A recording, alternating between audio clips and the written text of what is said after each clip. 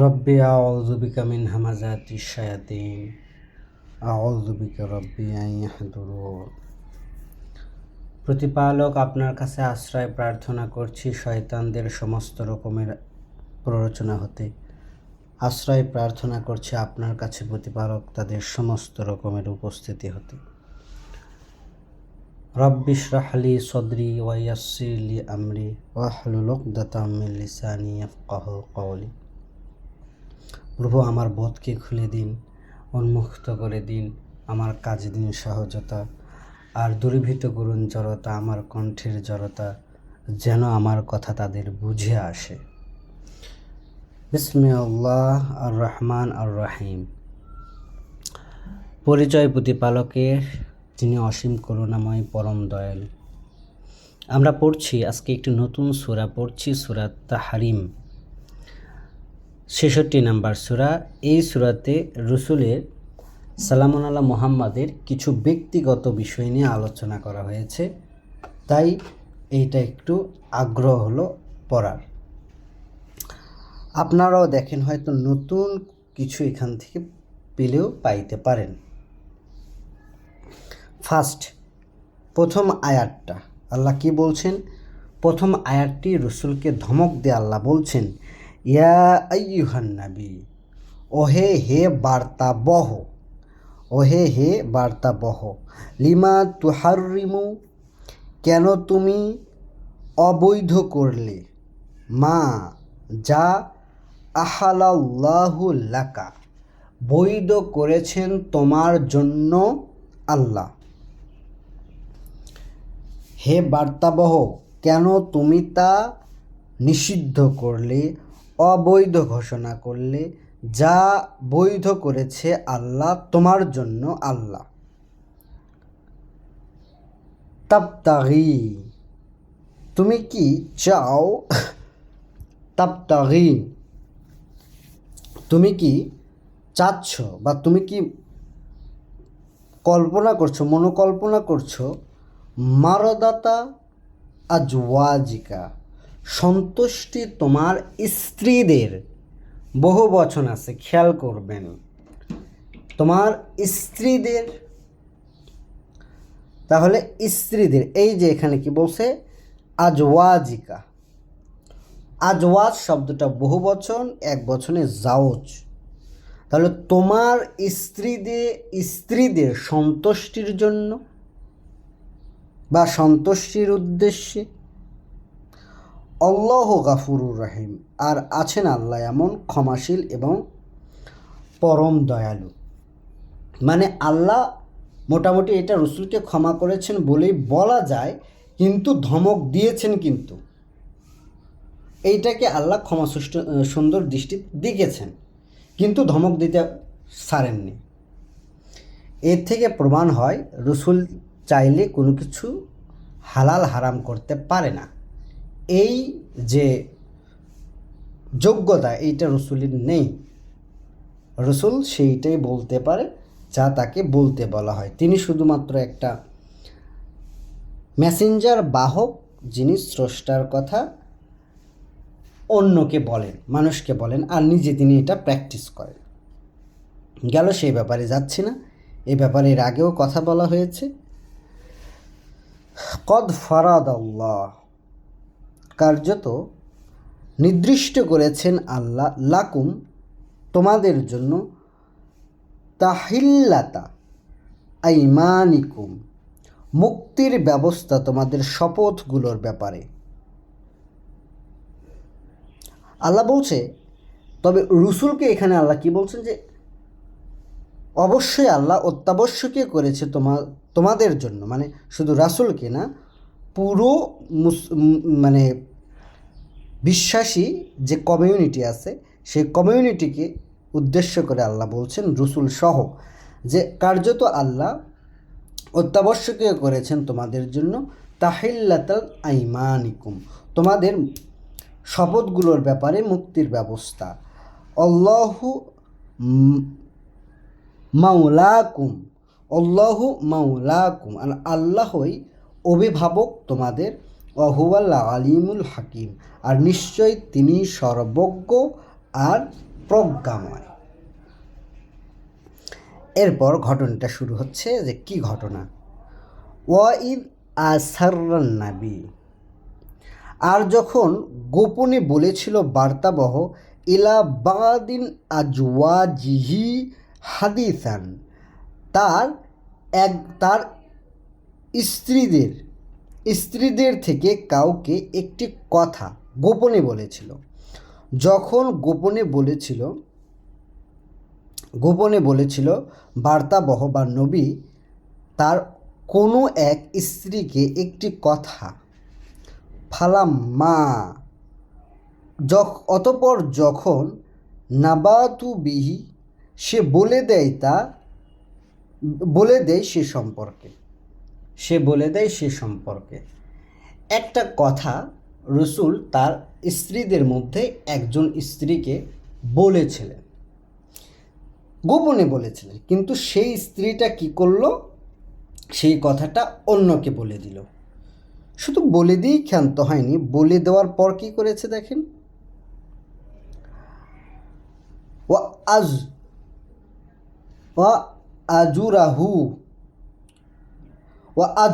আজহারাহু, আর প্রকাশ করলেন আল্লাহ, আলাইহি, তার নিকট, আরাদা, কিছু, বাদিহি, তার, ওয়া আরাদা আন বাদি, আর কিছুটা এড়িয়ে গেলেন।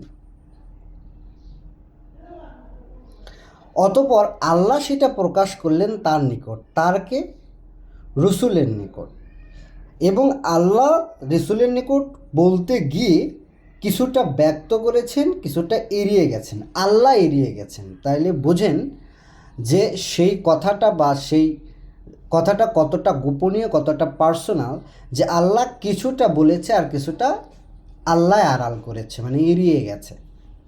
আর তারা যে কথাটা বলছিল, মানে তার এক স্ত্রী আর এক স্ত্রীকে যে কথাটা বলছিল, সেইটা কতটা বেশি জঘন্য ছিল যে তার কিছুটা আল্লাহ রসুলকে জানিয়েছেন আর কিছুটা জানাননি, এড়িয়ে গেছেন আল্লাহ। ফালাম্মা, অতপর যখন নাবাহা, তাকে জানালো, বিহি, সে সম্পর্কে, অর্থাৎ এবার যখন রসুল তার সেই স্ত্রীকে এ সম্পর্কে জানালো, কলাত, সে বলল, মান আম্বা আকা, কে আপনাকে খবর দিল, হাজা, এইটার ব্যাপারে কে আপনাকে খবর দিল। মানে তিনিও জানেন যে তিনি যে কথাটা আরেকজনকে বলছেন এইটা এতটাই গোপনীয়, তারা দুজন মিলে সলা পরামর্শ করছেন, এইটা তো অন্য কেউ জানার কথা না। তাই সে রসুলকে বলছেন, আপনাকে এটা কে জানালো, কে বলল আপনাকে? রসুল বলছেন, কলা নাব্বা আনিয়া, বলল রসুল যে আমাকে খবর দিয়েছে আল আলিমুল খাবির, যিনি সর্ববিষয়ে সর্বজ্ঞ, তিনি আমাকে এই খবরটি জানিয়েছেন। তাহলে এখন আমরা যদি সামারিতে আসি, প্রথম হচ্ছে রসুল একটা ধমক খেলো, রসুল কোনো একটা জিনিসকে হারাম জিনিসকে হালাল করেছে, দুঃখিত, হালাল জিনিসকে হারাম তকমা দিয়েছে, মানে সে নিজের প্রতি হারাম করে নিয়েছে। তারপরে আল্লাহর ধমক খেয়েছে, সেটাতেই শেষ নয়, এবার তাকে পানিশমেন্টের জন্যে ক্ষতিপূরণ দিতে হবে। আমরা জানি 5-92 আছে, শপথ, দৃঢ় কোনো শপথ করলে সেটার কাফফারা, আর সেইটার কথায় আল্লাহ বলছেন যে আমি তো মুক্তির ব্যবস্থা করে দিয়েছি। তো শপথের ব্যাপারে কাফফারা আছে, শপথ যদি কেউ ভঙ্গ করে, তাহলে যেহেতু তাকে সেই শপথ ভঙ্গ করতেই হচ্ছে, কারণ সেই শপথ তো তার মানে আল্লাহর আইনের বিরুদ্ধে যাচ্ছে, তাহলে সে দৃঢ় শপথ করছিল স্ত্রীদের ক্ষেত্রে, কারণ স্ত্রীদের মন রক্ষা করতে হবে। এই জন্যে তাকে পানিশমেন্ট দেওয়া হলো কি, এই যে শপথ ভাঙ্গার যে পানিশমেন্টটা আছে, এইটা মানে দরিদ্রকে খাওয়াতে হবে বা সিয়াম করতে হবে, এই কয়েকটা অপশন আছে। তো কোনটা বেছে নিয়েছিলেন রসুল সেইটা পরের কথা, সেইটা বলেননি আল্লাহ, কিন্তু তার একটা ব্যবস্থা আল্লাহ করেছে, এটা বলেছে। এখন ঘটনাটা কি? ঘটনাটা হচ্ছে রসুল তার এক স্ত্রীকে কোনো একটা গোপন কথা বলেছে, ওই স্ত্রী আরেকজনের সাথে সেটা আবার শেয়ার করেছে। কথাটা এতটাই গোপন ছিল, আর যখন তারা পরস্পর শেয়ার করছিল তখন সেখানে এমন কিছু কথা বলেছিল যেইটা আল্লাহ রসুলকে বলেননি, তার মানে বলতে পারেননি, কিছুটা এড়িয়ে গেছেন, আল্লাহ এড়িয়ে গেছেন। তাহলে ভাবেন কথাটা কতটা জঘন্য হইতে পারে। কিছুটা বলেছেন, রসুল গিয়ে এখন তার সেই স্ত্রীকে বলছেন যে এই ব্যাপারে। স্ত্রী এখন বলছে, হ্যাঁ কে বললো আপনাকে এই কথা? রসুল বলছেন, আমাকে জানিয়েছে যিনি সর্ববিষয় ওয়াকিবহাল তিনি। এরপরের ঘটনাটা, যদি তা তুবা তোমরা দুজন ফিরে না আসো, তৌবা না করো, ইলা আল্লাহ আল্লাহর দিকে, ফকত নিশ্চয়, সগাত সাগাত সাগাত ঝুঁকেছে বা নুয়েছে, কলুবু কুমা তোমাদের দুজনের অন্তর, নিশ্চয় ঝুঁকেছে তোমাদের দুজনের অন্তর। তৌবা করা বা ফিরে আসার নির্দেশ কে দিয়েছে? রসুল বলছে যে এখন তোমরা কি করো? তৌবা করো, তোমরা যা করেছো এই জন্য তৌবা করো। ইন তা তুবা যদি তোমরা দুজন তৌবা করো, ইলাল্লাহ আল্লাহর কাছে, ফাকত সাগাত সাগাত নিশ্চয় ঝুঁকেছে নুয়েছে, কলুবুকুমা তোমাদের দুজনের অন্তর। দুজন কে কে?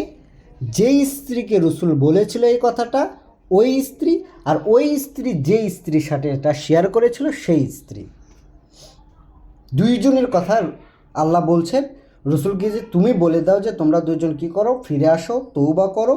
তৌবা মানে ফিরে আসা, এই ঘটনার থেকে ফিরে আসো, আর কি করো? আল্লাহর দিকে ফিরে আসো, মানে তৌবা করো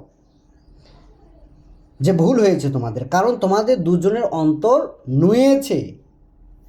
ওয়া ইন তাজাহ তাজা তাজাহারা তাজাহারা তোমরা দুজন আলাইহি তোমরা দুজন দুজনকে পরস্পরে রসুলের বিরুদ্ধে সাহায্য করেছ।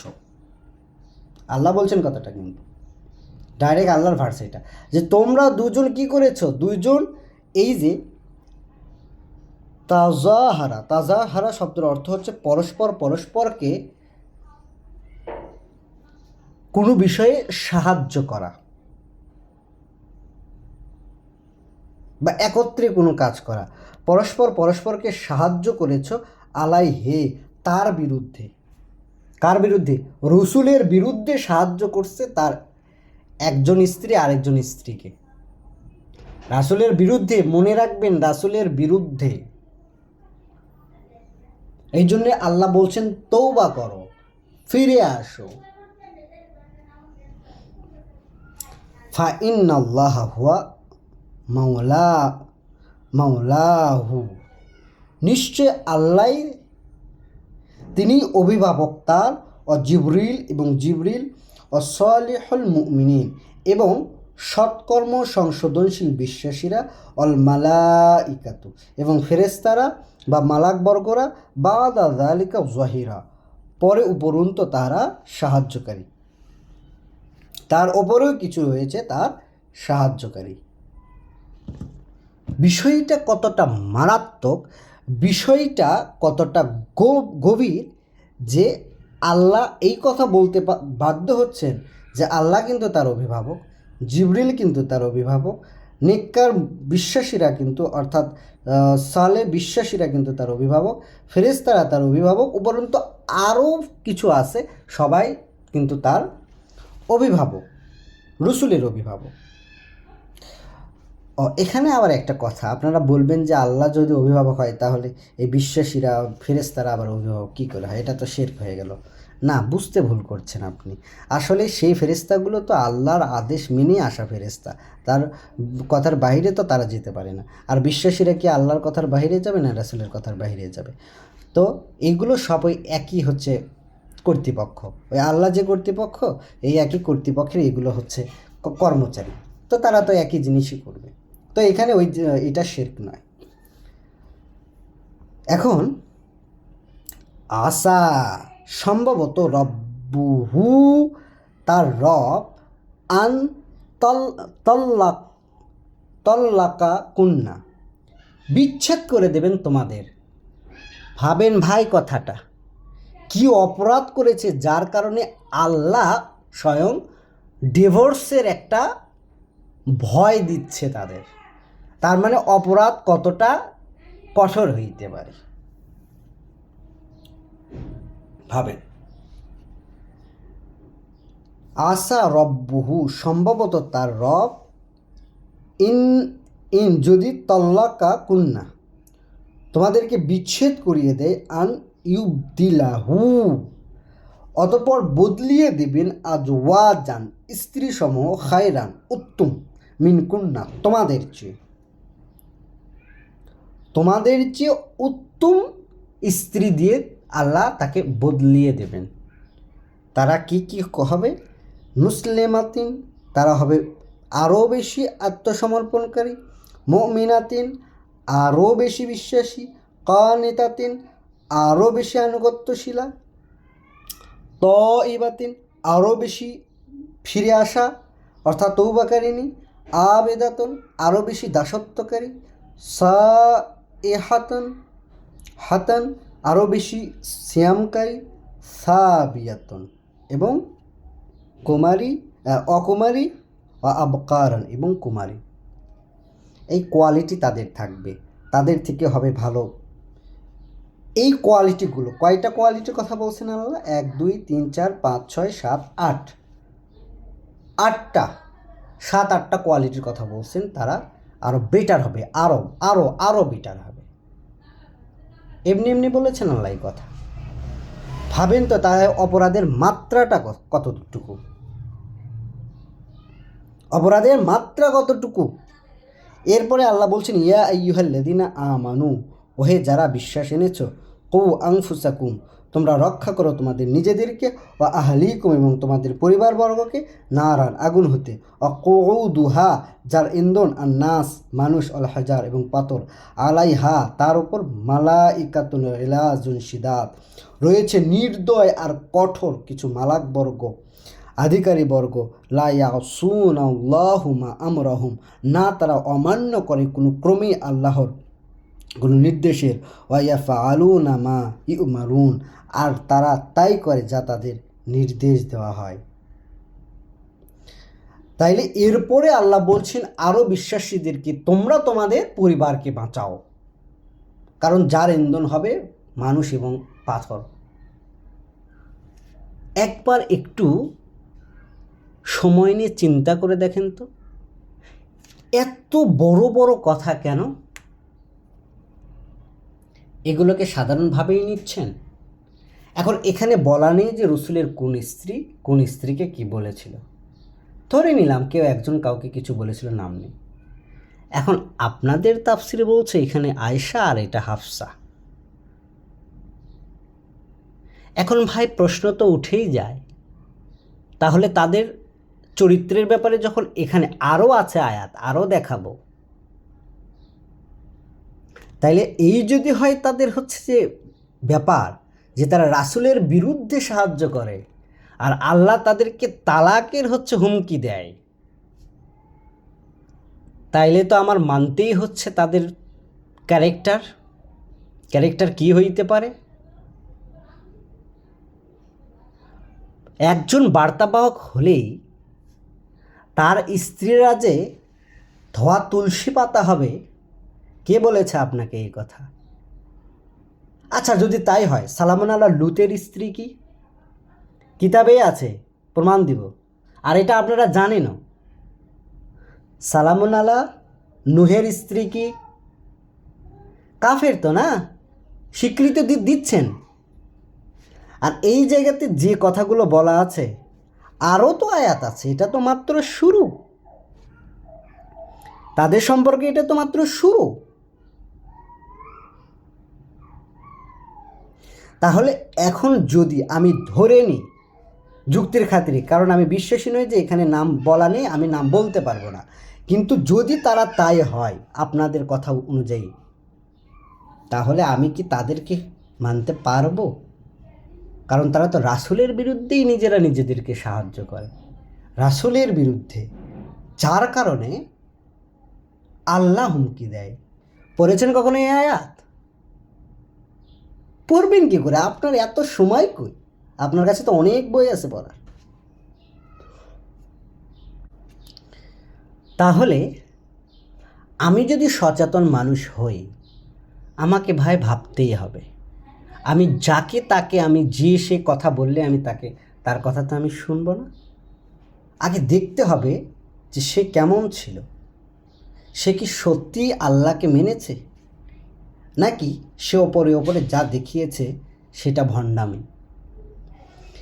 এখান থেকে এতটুকু জিনিস স্পষ্ট যে রসুলের স্ত্রী হইলেই তারা পার পাবে না, যেমন না পার পাবে নুহুর স্ত্রী আর না পার পাবে লুতের স্ত্রী।